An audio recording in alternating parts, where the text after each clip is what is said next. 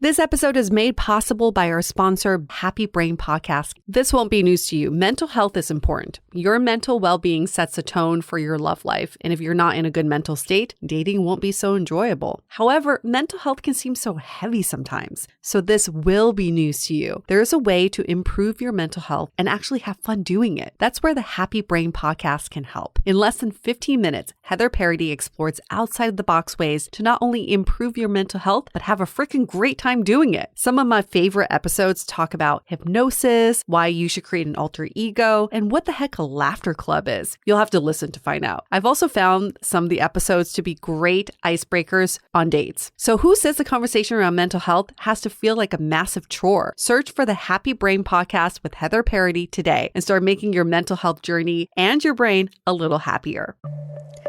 The Dateable podcast is an insider's look into modern dating that the Huffington Post calls one of the top 10 podcasts about love and sex.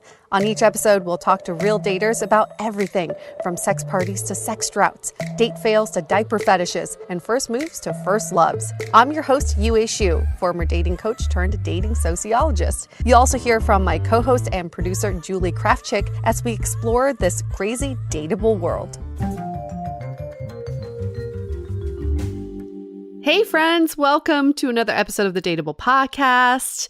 We are still in the off season, so I know you're all waiting patiently for season 14 to drop, but we are doing something fun for these next two episodes. You're going to hear a lot about us, and today we're flipping the script a little bit, I guess kind of flipping the script where Julie's going to interview me. I don't know about what. She told me she has 1,000 questions already. So I'm a little nervous, but it's cool because I had a shot of apple juice. Okay. Sure it was apple juice. Well, maybe after this interview, you'll have a shot at something else.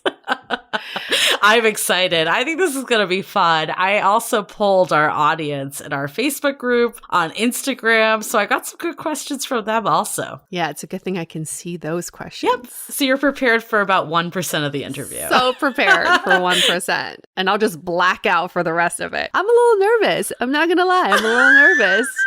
Although Julie and I know each other so well, I think there are still there are things that we've talked about that haven't been public. So I'm just waiting. I'm just waiting for those nuggets to come out. Well, this is the first time we've actually done this, like the actual. How is that even possible? I will shout out the podcast Bad on Paper. I listened to it on a flight, and that's where I saw them do this idea. I immediately texted UA from the air. It didn't go through till the next day. It said we need to do this too. Okay, so shall we just get into it? I feel like, we might as well. I got a lot on my list. Take it away. Okay, so 2021 was a big year for you. Really was. You bought a house, moved to a new city, and entered a new chapter with your partner. 3 years later, cohabitating between two cities. So of everything that went down in 2021, what do you think was the biggest adjustment you faced? Ooh, biggest adjustment. The biggest adjustment, quite honestly, Julie, is turning 40. Turning 40. Turning 30 was a big year. I kind of remember that because I felt a lot of mental changes that happened. But I think 40, I felt a lot of the physical changes. And I don't know if this is like placebo effect or you just like read about it in magazines, but I felt absolutely like as soon as I hit 40, there were things that I was a little slower at doing, slower to recover, and things hurt that I never thought even existed. So I think that was the biggest adjustment, was just adjusting to my age, my physical age. Yeah, this is 40. It's so interesting because I can relate to that. I don't feel my age. And sometimes it's interesting that you finally felt it. Like it kind of caught up to you. Yeah. What do you think was the biggest thing? I know you mentioned a few areas that things hurt a little more, recovered less. Like, was there one area that you said, I could have done this in my 20s a lot better? Oh, yeah. Prime example is a day in New York City. So when I went back to New York this year, the difference of between my mid-20s to 40 was like night and day. A typical day of UA 25 years old in New York, it would start at 7 a.m. and I'd be back to back to back to back to back all the way till 7 a.m. Okay. Like I would go the entire 7 a.m. to 7 a.m. because I can just stay out and I have so much energy and I'm not tired or hungry or thirsty. This time when I went back, I had to take multiple naps, multiple breaks, and also just say, Yue, you're not 25 anymore. It's time to go back to your hotel and just rest before you go on to the next rest of your day. So one of my biggest intentions for 2022 is to slow down and to listen to my body more. I think that's so funny because when I think of someone that has a ton of energy, you are who I think of. I know. Me too. But see, Julie, this is kind of what I mean by this transformation and adjusting to it is that you were a certain identity. And then at some point you got to say, okay, I'm not that anymore. Maybe I'm not the hyper energetic person anymore. And I have to be okay with it. I can't live up to that all the time. So let's talk about identity and also 25. When you were single, we got a lot of questions from people that wanted to know, now that you're in a committed relationship, it's been 3 years. So in all due terms, I feel like that's a long committed relationship. Like you guys are in it. So is there something that you would say to your 25-year-old self that maybe didn't have it figured out back then, knowing now that you got it? I love that. I want to tell my 25-year-old self that nothing is permanent. At 25, I was with my boyfriend who I'd been with for, I think, 3 years at that point. We were living together. I was thinking that this is going to be a permanent relationship. I had just quit my corporate job and then I was freaking out because I was trying to break into entertainment and didn't know what the future held for me. And overall, I just had a quarter life crisis at 25, which a lot of us have talked about on this show too. Just like, what is my life? I need to figure it out all out right now, or I am going to be the biggest loser. And I have to say, from 25 to 40, my life and my identity, my location, my hair, everything has changed 1,000 times. And that is okay because I'm just exploring the different multi-dimensions of me. And I will keep doing that till the day I die. So nothing is permanent, and know that at 25, whatever you think is your biggest problem probably will just be chump change by the time you turn 40. One of the things that I find fascinating about you, I will emphasize one of the many. I feel like your past and the fact that you had this very serious live-in boyfriend that proposed to you, you could have had the traditional lifestyle. By now, you could have been in the burbs with 2.5 kids, a dog, and a white picket fence. You got the dog, but if you look at life, I think a lot of people were asking, one of the things they admire about you is that you have taken more of a non-traditional approach with marriage and, cohabitating in 2 different cities. Like, how do you think your mindset has changed around following societal norms of, getting married? I think I've talked about this moment before. I went to a wedding in Cabo with an ex-boyfriend of mine, and he's insignificant in this story. It was more this moment during this wedding where this couple, who I don't even remember their names, but they were, saying their vows. And one of them said, what I'm most excited about with you is creating new traditions with you. And they both come from a traditional Indian background. And that blew my mind because to me, I thought my job was to preserve tradition. But they were saying we can create new traditions together as a couple. And then I thought, why can't I do that as a single, as an individual? The future is it's such a beautiful canvas that we can paint whatever we want on. And we only know ourselves the best. So instead of following in another artist's footsteps, let's just call it that, because we're all artists of our own life, I want to paint a different painting for myself. And that may look like nothing before, or that could look like something very traditional. It doesn't matter as long as I am the artist for my painting. I love that. And being single all these years, you've gotten a lot of life experiences that are just different than if you were partnered up. Let's go back to kind of single UA. A lot of our listeners were curious about the worst date you ever had. We'll go there first. Ooh, the worst date I've ever had. I can't say I've had a really bad date just because, I mean, I think, Julie, you can say the same. Like, we're just so good at dating sometimes, you're just like, because you've done it so many times, you're like, I can have fun with anybody. But I would say the dates that have been least memorable, let's go there, because I think that's a bad date when it's a very non-memorable date, was I squeezed in a date between two other dates. So this was the filling in the sandwich date, and I don't remember his name. All I was trying to do was fill an hour gap between two other dates. And this poor guy had me for an hour where I was like, okay, still anxious, coming off the energy of the previous date and the anxious about going into the next one, that I was so not present. I felt like he was also like, who are you? I can't wait for this date to end. We didn't even finish our drinks and we left that place. Smuggler's Cove. Is that what it's called? Oh, yeah. I can't remember. The Pirate Bar in SF. Is that the one you're talking about? The Pirate Bar. Yeah. I think it was at the Pirate Bar. Shout out to Smuggler's Cove for our SF listeners. We didn't have very good conversation because, again, I wasn't very present. I was just sandwiched between two other dates. And I remember when we were leaving, he was like, he didn't even say it was nice meeting you. He didn't even say that. It wasn't even like trying to be polite. I think we just said bye. I think that's such a fascinating one that you pulled out, because I feel like usually when people say the worst date, it's always about the other person. But you actually picked an example was about your, like, how you were showing up.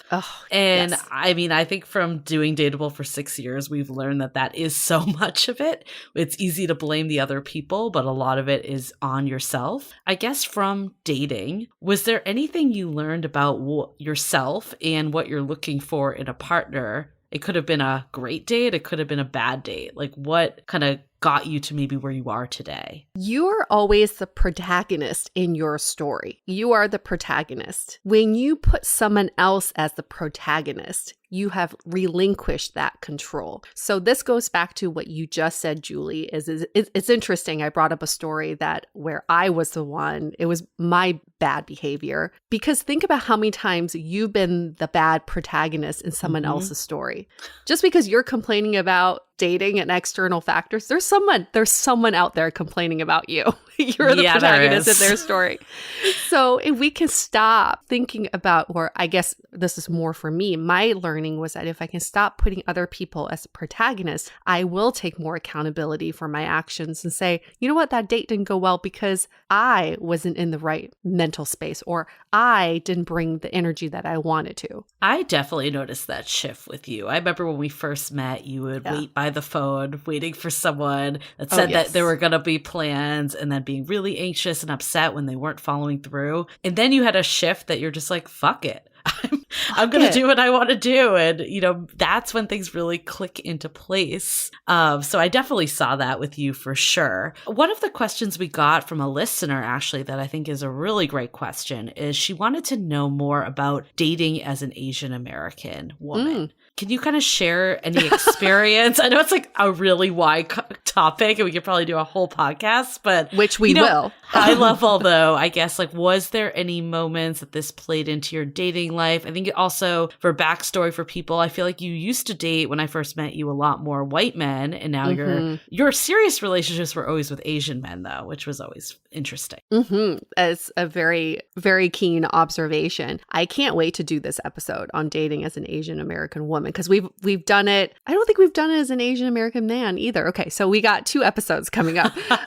But I think I can only speak to my experience, and I can say that I was born in Beijing and I came to the States, and all the message I was getting was assimilate.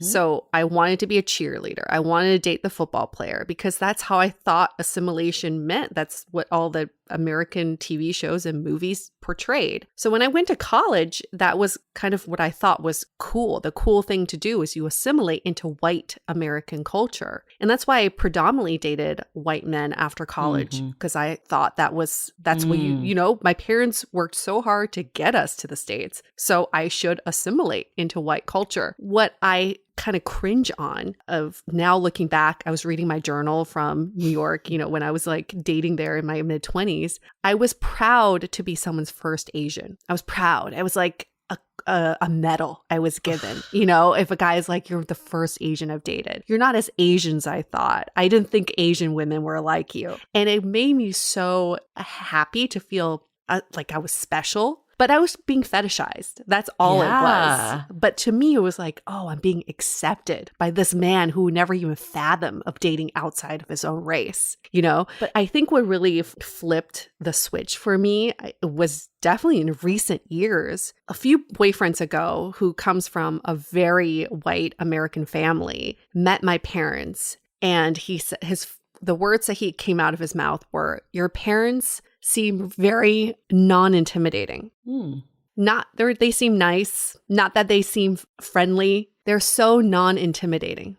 And I was like, that is how Asians are portrayed all the fucking time. We're just safe and non-intimidating, but nothing exciting, nothing unique. We're just non-intimidating. You might as well just exist. So because he said that, I was like, dude, I don't want to be with someone who just thinks my people are non-intimidating, right? Right. And is that what he feels about you, you know? Exactly. Right. I think that was his indirect way of saying that. And I didn't want to be with someone like that. So I didn't make a race decision to date Asian men. I just made a decision to date men who saw me as an equal and respected me and my family. And that happened to be with mostly Asian men since then. Very interesting. So I want to go into your current partner because I feel like you have an interesting story that a lot of people might not know, that you knew each other for a very long time before you actually got together. And I think this is a prime example of just how your network in person and friends of friends can really, you know, be a source to meeting people. And maybe it doesn't always happen instantly. It could be the long game. Can you kind of take us through when you first met and then how things progressed into an actual relationship? What is so beautiful about human nature is that we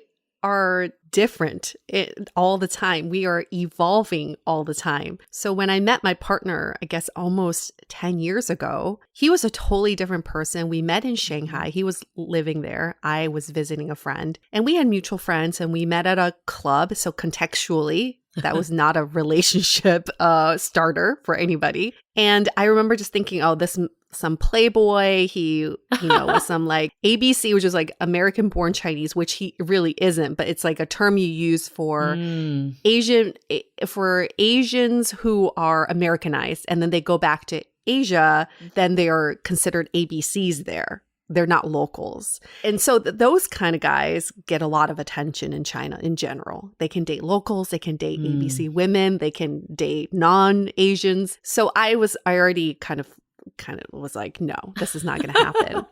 But we moved to San Francisco around the same time, I think the same year. He was married at that time. And so another check, like not available, definitely not even going to consider him. But we ran in the same social circles. So when he was going through his divorce and I was going through a breakup with my last partner, a lot of people were pushing us together, including our friends, Julie. I remember you were saying that, and I've heard it from other people.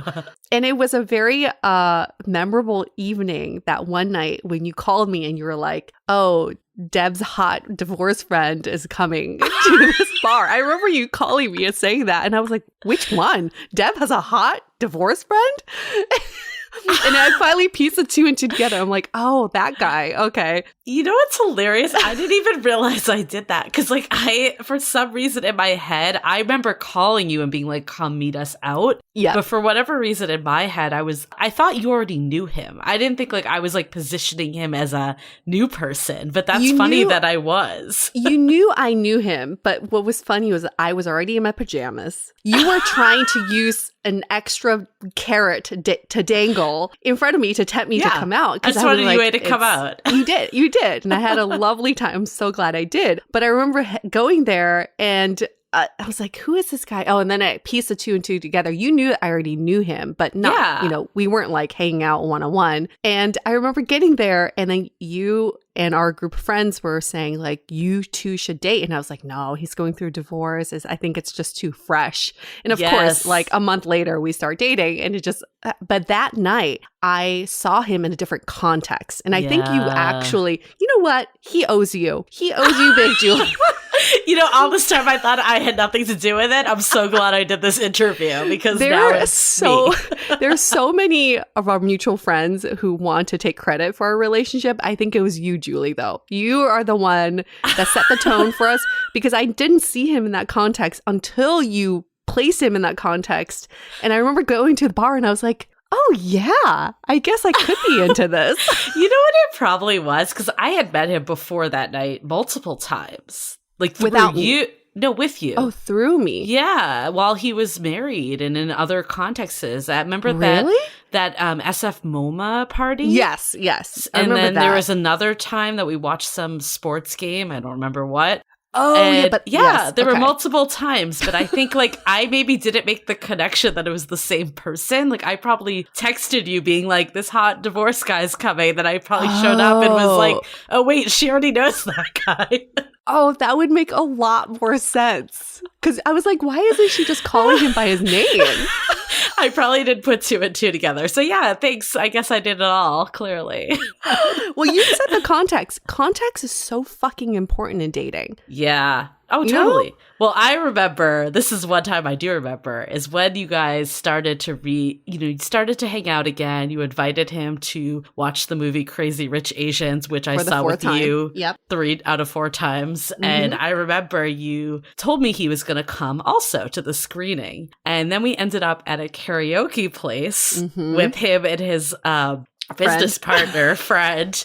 And I remember looking at you and I was like, oh, she likes him. Like, I remember like thinking like, I haven't seen you look this way, especially coming off your past relationships. So maybe you could talk about, obviously you don't have to go into intense details, but like, what is it about kind of like your last relationship that you knew wasn't the right person? And how do you feel today? Something that happened in my last relationship, and I know we talked about this one on our schemas episode, was he and I went to see couples counseling, and then we saw a private therapist. And the therapist asked the question, to each one of us, do you want to get married to each other? And his answer was whatever she wants. And I was like, I don't want to be with someone who just wants what I want. And you knew him, Julie, like the nicest, most wonderful man, right? And I still think about him because I really admire him. I think he's just the kindest person. But he didn't know what he wanted, and he only just wanted what I wanted, which you don't want that. You don't want that responsibility for your partner. It should be a partnership. You both want to do this together. So that was a very telling point. And I think we broke up like a few days after that conversation, because that's when the light bulb went off in my head. It was like, we don't need therapy. This is not a joint issue. Yeah. I think this is an individual issue. But being with my current partner, and I think I remember like telling you this, Julie, even early on, he is so clear on what he wants that he is the first man to have ever asked for change in behavior or to call me out or to push back even. And it's been really refreshing to be with someone who's very clear about what they want in a partnership. I think that's such a fascinating statement because we hear all the time of people not wanting to rock the boat or push the boundaries. But you're actually saying that you were way more attracted to someone that did that versus the person that just went along with the flow and almost kind of just became a morph version of you. Yes. And I think in the beginning, we're all trying to just play it cool. You don't want to be too difficult and you want to make sure that you're like compromising, but you can still do that and still know what you want and be assertive in what you want. I would think everybody who listens to this podcast is over 20 years old. I mean, if you're not, then maybe you don't know what you want. You are so enlightened. You're just enlightened. You're doing like a school paper on us. Cool. I love that.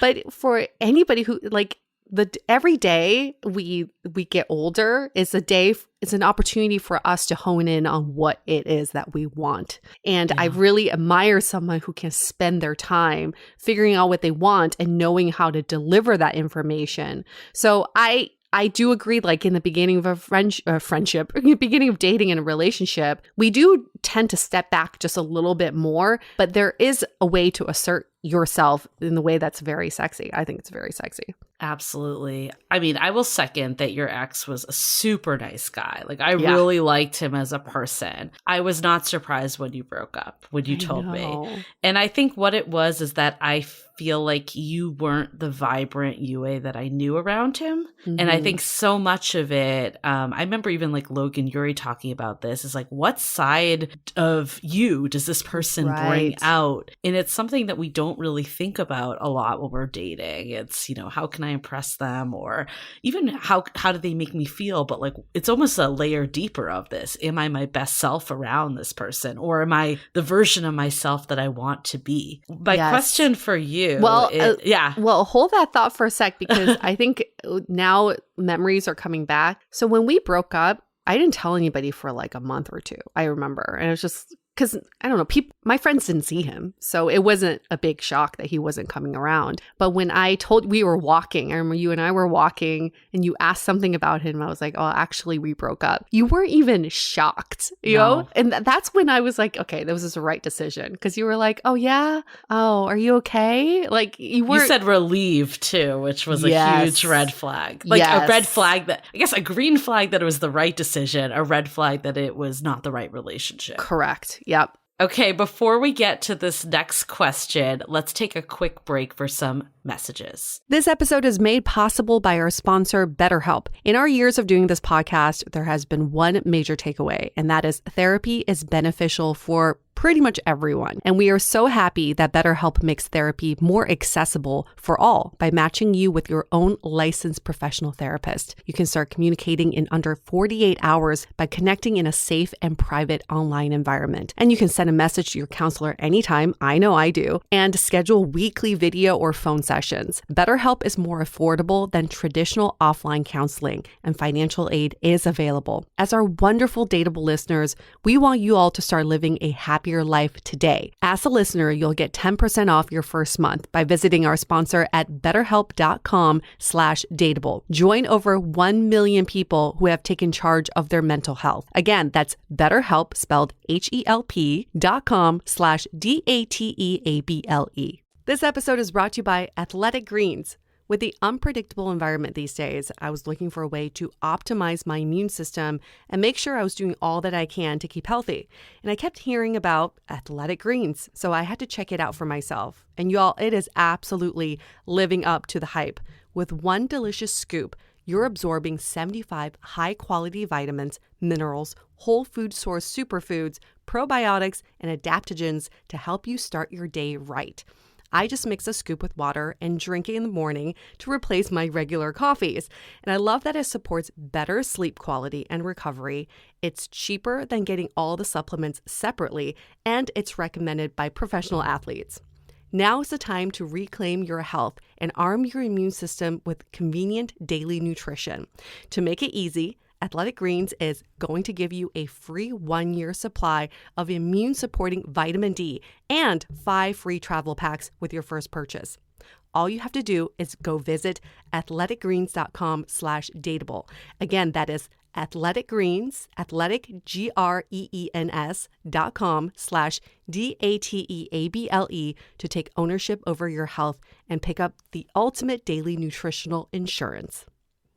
This episode is brought to you by our 22-day online dating reset challenge. How many times have you uninstalled and installed the apps? How do you know if your profile is doing you justice? Are you frustrated by conversations that go nowhere? And do you sometimes think dating apps are out to get you? Well, you're not alone, but online dating doesn't have to be this way. We here at Dateable have been able to identify tactics that helped us and our listeners break through the BS and find incredible partners through the apps. We are on a mission to make online dating work for you, and that takes consistency and accountability. Welcome to our 22-day online dating reset to kickstart your love life in 2022. Every day for 22 days, you'll be given facts, hacks, tips, prompts, and tasks to help you slay online dating. In 22 days, you'll be using the apps like you've never used them before. This dating reset also comes with a comprehensive dating profile review from us. We've seen thousands of profiles, so we can tell you exactly what works and what doesn't. We are offering this for just a limited time only from now until Valentine's Day. So for just $122, you'll receive this completely self-guided 22-day challenge, as well as a comprehensive dating profile review from us. This is an incredible deal because just the dating profile review alone is worth $100. To sign up, just go to findingyourperson.com/apps. Again, that's findingyourperson.com/apps. So I guess with your partner now, 3 years in, things turned a lot for you both during the pandemic in 2020. Mm-hmm. At the beginning, it was clearly a good relationship, but it wasn't the level of seriousness that maybe in 2020 it became. I think there was a forced live-in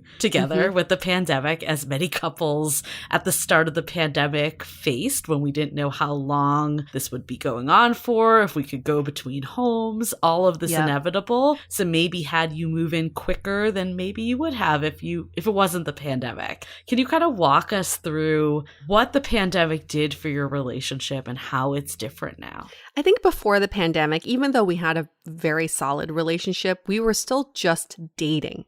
Dating meaning we saw each other during our free time. We didn't see each other during life moments. And what the pandemic did was, here, push us together, was like face life together. And that was kind of a shocker for both of us because before that was just fun and games. We were activity partners, companions, and now all of a sudden everything's shut down and all we have is each other. So we really had to focus on our relationship. And Julie, you know this, it was pretty rocky in the beginning. We had multiple fights. He asked for space. I was like, fuck you, I'm leaving, Whenever anybody asks for space, I'm like, fight or flight. So I moved my shit out for a whole weekend. And then I came back crying. Very vividly. You're like, we're doing a Zoom call now. That's just my knee-jerk reaction. But it was good because it made me step back and think, why do I react this way? Because I am so afraid of facing life with someone that I am retreating so much. So I decided that we weren't going to do that. That's like not the person I want to be. And something that's interesting as a couple is during the pandemic, you can almost define your culture together. Companies define their culture. An ethnicity can have a culture. A couple can have their culture too. And we define our culture as adventurous, not scared of adversity and conflict, and constant growth. That's kind of like our culture. I love that. And I think that's what's helped us get through the pandemic, just the two of us, if we can just keep in mind, hey, are we on our culture here? Like, are we on brand, or are we reverting back to our old selves?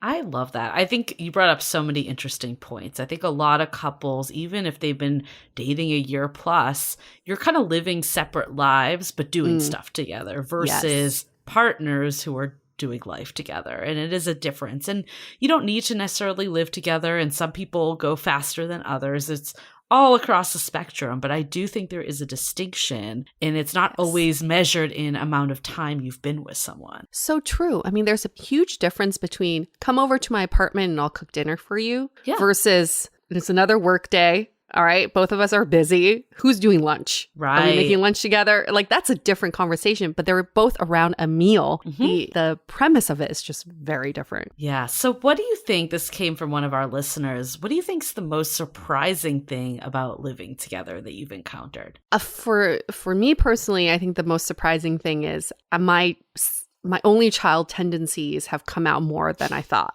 I thought I had suppressed them for 40 years, and here she is.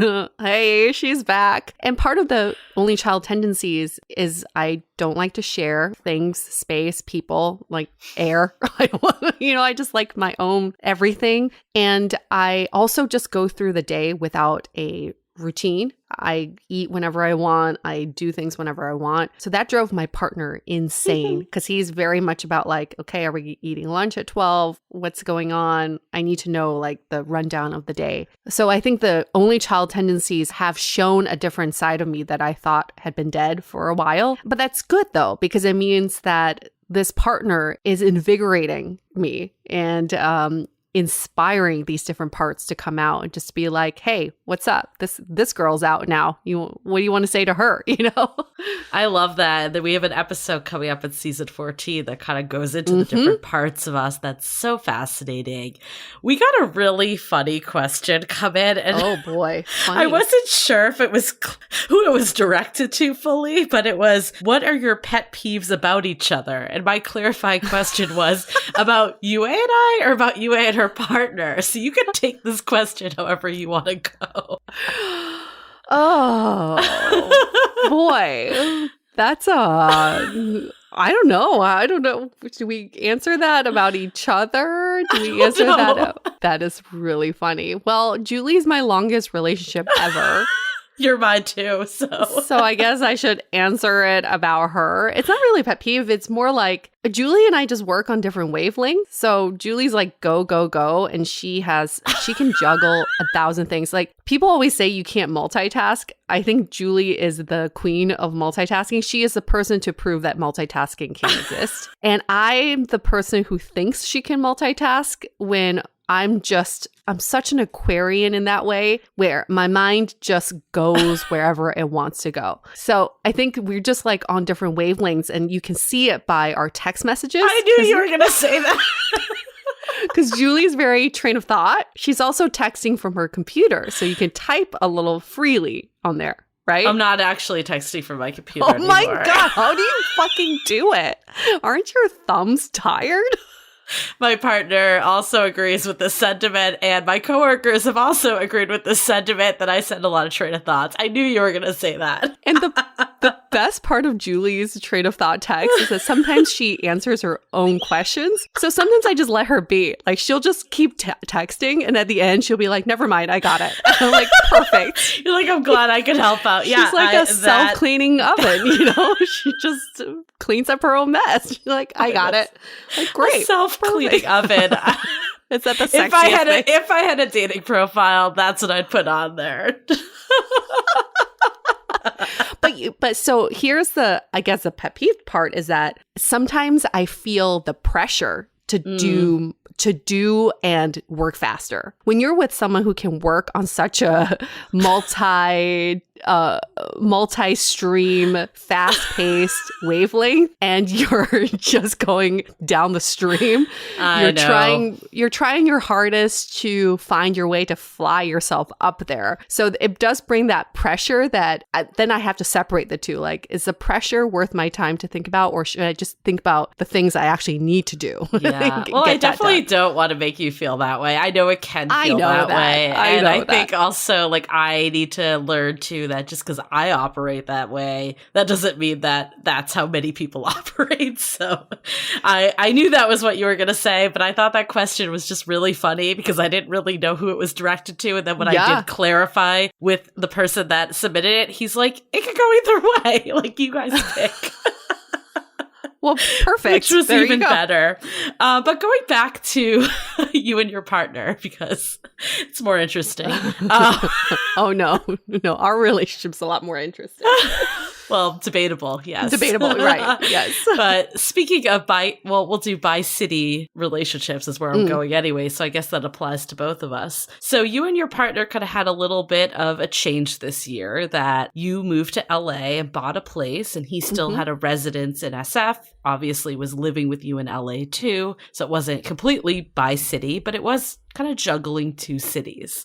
How did that, how was that, I guess? Maybe just high level, like how did that go and what was challenging and what worked really great about it? This was one of the most transformational choices that we've had to make as a couple that have changed how we view our relationship moving forward. And I'll explain this by saying that for a long time, I thought in a partnership, you have to make very definitive decisions together.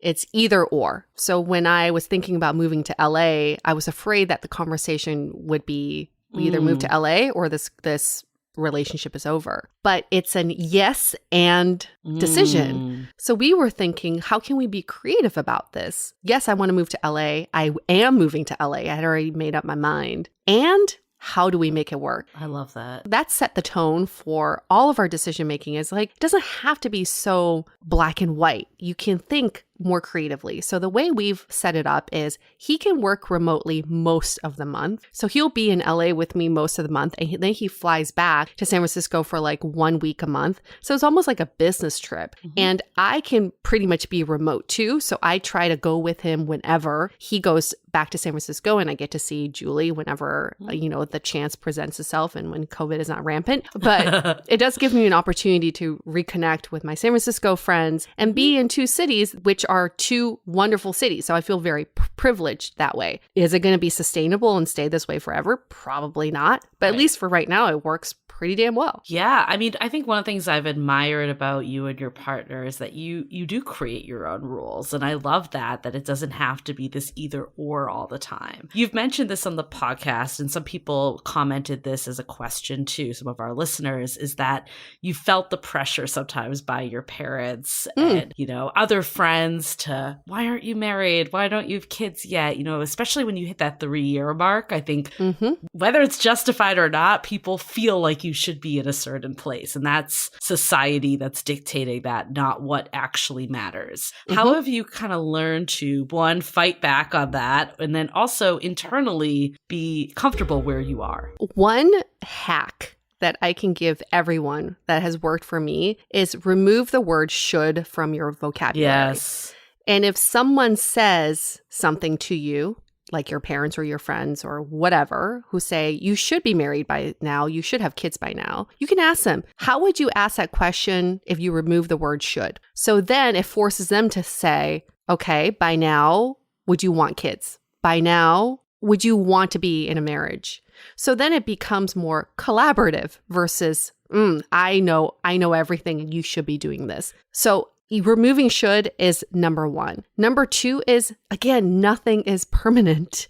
And just know the decisions you make today may not be the decisions you make tomorrow, but it's okay to flip-flop. I still flip-flop between the two almost every day. Like some days I really want it, some days I don't, but I'm not so much suppressing it or depriving myself of it. I just let myself feel it and know that nothing is permanent, and I can be kind of a little bit of both, like wanting it and not wanting it at the same time. Yeah, I think something interesting you said on a past episode is that your parents have been living with you for a little bit and they've now seen you as a unit. And the best way to kind of overcome some of this is just to see the commitment levels, because some of it was maybe coming from a place of like, is this person committed to you? And, our parents' generation, marriage was commitment. And that doesn't mean that is the way it is anymore. I guess, how have your views of commitment changed is my first part of the question. And then the second part is, how have you and your partner become more committed over the last year? The action is proof is in the pudding, and action speaks louder than words. So what my parents saw was when I was away from LA for a business trip or whatever, my partner would stay in LA with them and spend time with them. When he has his place in San Francisco, he could easily just go back to San Francisco, but he wanted to spend that time with them because he does feel invested in our lives. And so I feel like that they feel a lot better about that. And I also think commitment is, how do you want to visualize this? I think with marriage, the way I visualize commitment with marriage is that it's a box, and then you put the two people in the box and make sure they don't escape outside the box. But I feel like better commitment is when both people are drawing the boundaries. That could be a box, it could be a circle, it could be any fucking shape you want. But what if two people are just constantly drawing the boundaries? And you can push the boundaries, you can expand the boundaries, you can tighten the boundaries, but it doesn't make you feel so trapped in a box. And I hate that. The other thing, you and I have talked about this, Julie, is that for some reason, society loves to demonize marriage. So then it almost makes it not cool to be married anymore. It's like not cool to be straight or married, right? Yeah. It's like, oh, you're the straight tables and you're are married. turning. Right. You're like so not woke because it's like, people think of it as like a trap. There's Chinese saying my mom was telling me is marriage is like the water under a bridge. People who are in the water want to get out, and people who are above the water are trying their hardest to get in. I'm like, that's just terrible. That's just sad, actually. It's like no one's happy, basically. No one's happy. Yeah. But I'm like, who's on the bridge then? Right. Just let them be on the bridge. Nobody go in the water. So in my mind, at least, that's a great thing about 40 is that you fuck it. Like, who cares about the commitment, the marriage and the vows? I've gone to so many weddings. I question if any of them are real, and some of them are and some of them aren't. But if the two of you can keep drawing your boxes and your boundaries, that's commitment right there, because commitment is between two people who are committed to making it work. I love that. And I think you've said this to me too. It's like sometimes we're always so focused on like, what's the future going to hold? Are we going to get married? Are we going to get divorced? What if they leave me? And it's like, the reality is you just don't know. Obviously, you can set yourself up for success. Like, clearly don't be in bad situations, but life happens and, people do change, and hopefully you grow with your partner. But just because you don't for some reason, it doesn't mean that it was a failure either and you are any less committed. Exactly. We can't hinder our present time due to our anxiety about the future. Yeah. The future has not happened yet. So why let that hinder our happiness now? So I want to switch gears a bit. And you away. Also, for most people probably know this, but outside of Dateable, you also work in the fitness industry. So you have taught dance classes before. You are a producer at Tonal, which is a fitness company. So you're pretty ingrained in the fitness community, and you're also a fitness enthusiast. And I think of someone that's like always trying some new fitness routine or dancing. Fact. Do you think there's any parallels between the fitness industry and the dating industry? So many. I'm so glad you asked this question because I think about it all the time. My coworkers think I'm crazy, but it's true. So I'll give you this very, very interesting example. I do casting for Tonal now, so we're always looking at new coaches. Instead of getting kind of like echo chamber opinions about the people we're seeing, I wanted to go out to a focus group that could get a good sample across the nation of people from all walks of life, color, gender, sex, age, etc. And I presented this group with a very diverse lineup of coaches who we have Black coaches, we have like body positive female coaches, we have an Asian male coach, just quite the diverse range. And I wanted to see how they would react. And I don't know if you can kind of guess what the results were. I'm assuming it was similar to what people see on dating apps. Yeah. So what is so fascinating, my point in doing this focus group was trying to get more people to say, that person resonates with me because they look like me. Everybody gravitated towards the white man. Everybody ranked him the highest. Interesting. Everybody said, I will only want to work out with him. And the women fell at the bottom. And the ethnic men, the minority men, were in the middle with it was kind of polarizing. Some people either said, I can see it, or I don't see myself working with them. But everybody put the white male at the top. And when you go a little bit more, one layer deeper of asking them why, they all said, because he looks like every other fitness person I've seen on DVDs and on TV. And this is the problem with dating apps too, or just dating in general. And media is the attractive people. Well, who we find attractive are because who the media has portrayed as attractive. It doesn't mean that, attraction and beauty is in the eye of the beholder. It's so true. It's not like this one look, but Hollywood seems to think it's one look. And that's why for so many years I dated this one specific type of man because I thought that was what was attractive. Didn't mean that I found that type to be like the most attractive, right? But this was mind-blowing for me in the fitness industry because I was like, we got to change this. This is why we need representation. But this is also why we need representation in dating too. This is why you need to open up your filters and be more open to dating outside of your normal type because you don't know what you don't know. know. Yeah, that is a very interesting parallel. I never thought about that, but I can, as soon as you started saying it, I'm like, I know where this conversation is going. It's like the data that OkCupid presented of who's at the top and bottom of dating pool, right? Yep. And getting the amount of swipes. So you also used to work as a dating coach, and I know that you have a lot of opinions on the industry, for better or for worse. Too many. Can you share kind of, let's start with the positive, maybe what's good about the industry and dating coaching, and then also what can be more toxic and problematic? Okay. I like that you want to start with the positive because there are positives and we've never talked about them. The positive is I think so many people in dating feel like they're going through something alone, and that loneliness can manifest into mental illness. It can manifest into depression, that downward spiral. So dating coaches have provided a sort of sounding board, a sort of companionship, or even like therapy for a lot of people who feel like they're going into dating alone. Now, that's a positive. The negative of the industry is that dating coaches are not incentivized by true love. Dating coaches are incentivized by turnover of clients. They're incentivized by money, and they're incentivized by fast results. Dating coaches are basically like politicians. Politicians just want to show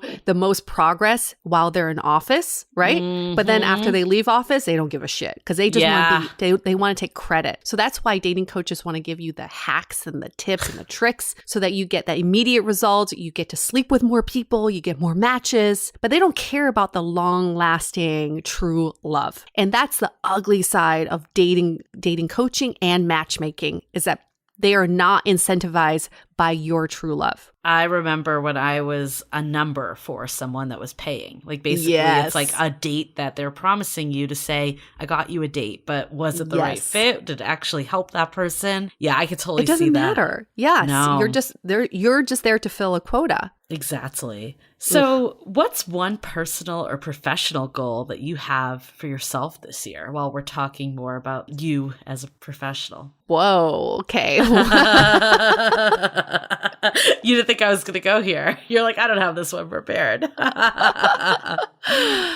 Okay, so Julie knows this also well, and she's been very kind in pointing it out to me. But I do have career ADD. I tend to bounce around from job to job. I have many interests, and I do them for a year or two, and I get bored. But something that I wanted to really hunker down on this year is to think about what's one of my interests that I can put a stake in the ground a little bit more and grow from there versus like just spreading myself too thin like I do every year. So, I think about like my longest relationship has been with Dateable and has been with Julie, and we've created this amazing community and all this great content. This is the place where I want to keep watering this plant and see it grow and spend more energy and time into Dateable. And I'm not saying this just because we're on our show, on Dateable right now.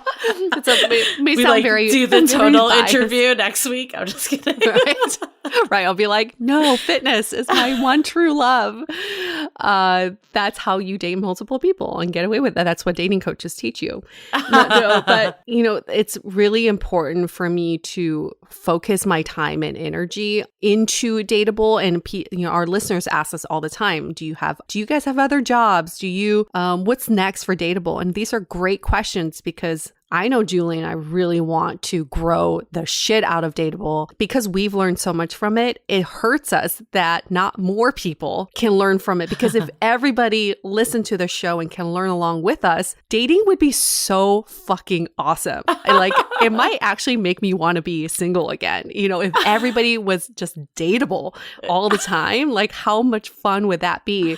But that is our mission. I'm very passionate about that. I mean, I'm sure that's music to our listeners' ear, that's the area you want to double down on. But I think I've thought about this too. And I think it's actually interesting because I've also had many career paths in a way, but they almost all can play into what ends up happening in the future. So I think, you said that you get ADD, but we've been in this for 6 years. That's a pretty damn long-term relationship. It's because I have you. It does help. Yes, I accountability. agree. I think if I was doing this just solo too, it would be like, it's just hard to get that push, right? It is. Yeah. I would have been out like at year 2 if I was doing it by myself. Podcasting's a lot of work, no joke. People have no idea what goes into it.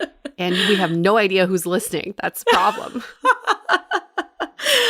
Well, that's always a good thing to hear. So back to relationships, but primarily back to you. Relationships are always, we heard this from our recent guest, Dr. Gladys Otto, about how relationships are essentially the biggest reflector of yourself. What have you learned about yourself in the last, I would say, year that's really helped you grow as a person? Something that I've learned in the last year and recently is I stopped being kind to myself or compassionate to myself in a way that I would be to the 10-year-old me. And recently I've been watching old home videos with my parents, and we dug them up from when I was in elementary school and middle school. And I watched this girl on screen who is so serious, who can't smile, who thinks the world is so serious around her. And I just want her to laugh and smile and be a kid and be fun. I realized that my relationship reflects this part of my childhood where I forgot to have fun and keep things light and just be silly. And I want to bring that Yue back, or even bring her out, because I was not that when I was 10, and just be kind to her and say, it's okay for you to just be a kid right now, and tap into that, because it's not that serious. I love that. Tap into your inner child, but in a playful way. Yeah, literally tap into her. And then the very last question I have to close it out is, what's one thing you'd like to see happen for the Dateable community this year? So many things. One, I want to see it grow like no other. We need more people in this new movement. It's a Dateable movement. It's a movement. And I want this community to kind of keep each other accountable.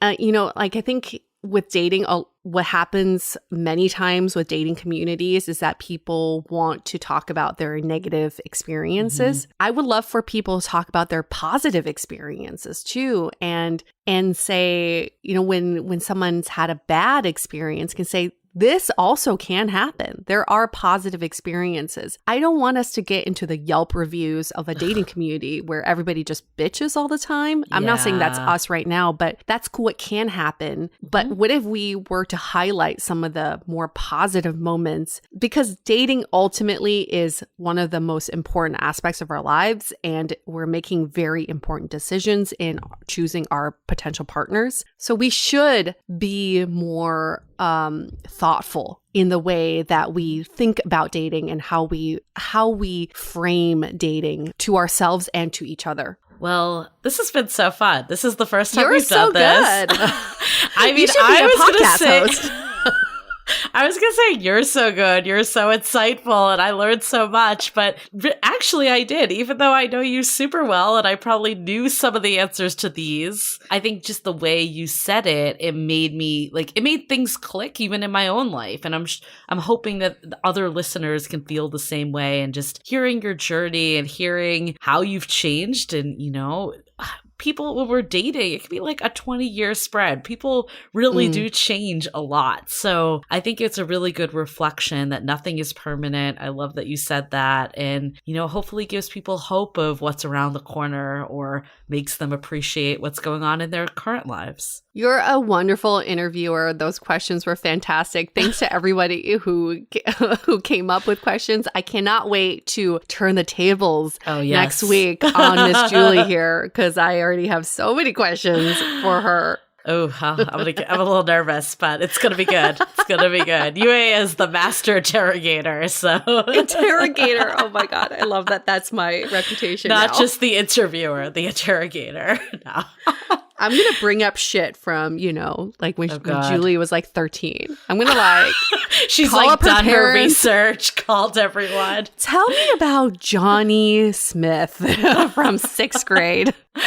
Oh my God. I just remember this is the teaser to come, but I remember I made the mistake of telling my parents that I got a mix CD back in the day. You remember when it came out from someone and they signed it Love Sam, and they never let me live it down. And from that day on, I did not share much. Oh, shit. Wait, maybe that contributed to some of my privacy current day. Who's Sam? Okay, no one that matters. Yeah, saving it for next week. I can't wait. That's the best teaser for next week. Find out who Sam is. Someone so insignificant in my life. And if you are the Sam we're talking about, please call in. Well, that's it, right? That's it. We'll wrap this one up then. Ooh, okay, I'm going to clean up my armpit sweat. Thanks so much. Thank you all for listening. We'll be back next week. And, if you enjoyed this episode, please give us a 5-star rating in Apple Podcasts. And we think that you are the most dateable person if you do that. Yep. Tell a friend. That's how we get the movement started. Let's help Yues movement come to fruition of making everyone a better, more dateable person. So when you're swiping on apps, you see fellow dateables out there. That's the goal. Yes. Put that in your dating profile. Hashtag stay dateable and see who else puts it in there. And then you know who's it's like good. The secret code, and it's a convo starter if nothing else. Exactly. Yes, exactly. All right, we're going to wrap this up. Stay dateable. The Dateable Podcast is part of the Frolic Podcast Network. Find more podcasts you'll love at frolic.media/podcasts. Want to continue the conversation? First, follow us on Instagram, Facebook, and Twitter with the handle @DateablePodcast. Tag us in any post with the hashtag StayDateable, and trust us, we look at all those posts. Then head over to our website, dateablepodcast.com. There you'll find all the episodes as well as articles, videos, and our coaching service with vetted industry experts. You can also find our premium Why series where we dissect, analyze, and offer solutions to some of the most common dating conundrums. We're also downloadable for free on Spotify, Apple Podcasts, Google Play, Overcast, Stitcher Radio, and other podcast platforms. Your feedback is valuable to us, so don't forget to leave us a review. And most importantly, remember to stay dateable.